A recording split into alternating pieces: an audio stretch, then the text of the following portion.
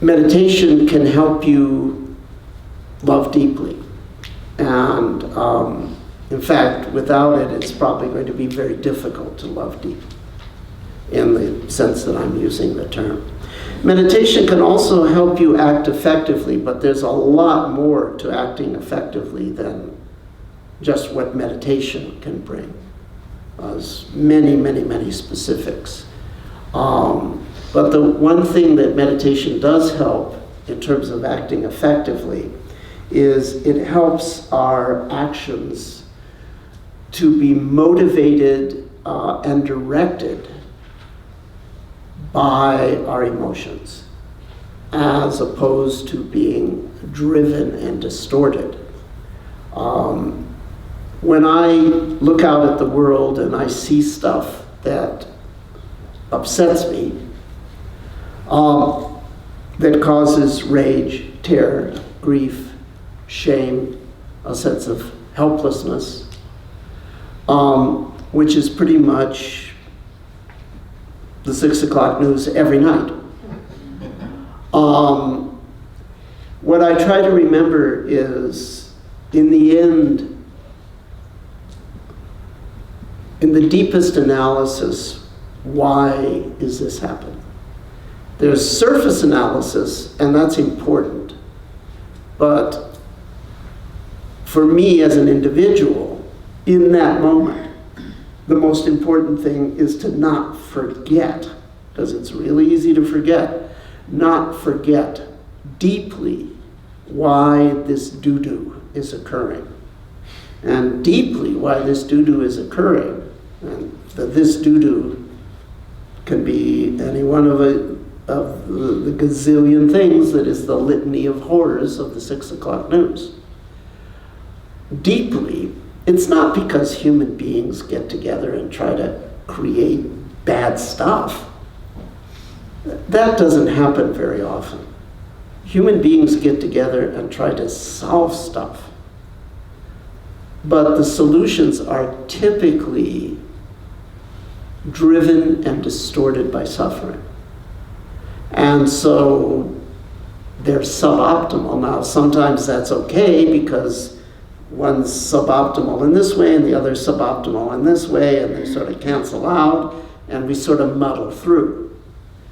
So sometimes that's okay, but sometimes a whole bunch of people will be suboptimal in exactly the same way, and then it reinforces and turns into something horrible. So I try to remember, okay, how many millions of people for how many decades or centuries experienced rage, grief, shame, terror, and such, just like I'm experiencing right now, and they did not remember to experience it fully. So it caused a drivenness, a distortedness in their solution seeking, and the effect of those bad decisions, a lot of times they just cancel out, it's okay, but if they don't cancel out, they all line up, and we get horrible, horrible things. So I try to remember in that moment, okay, it may seem like less than a drop in the bucket, but I want to make sure that I'm doing my part at the deepest level to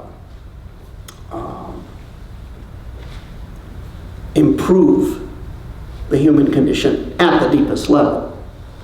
That doesn't preclude taking action at other levels, but for that moment, when it hits me, I want to be able to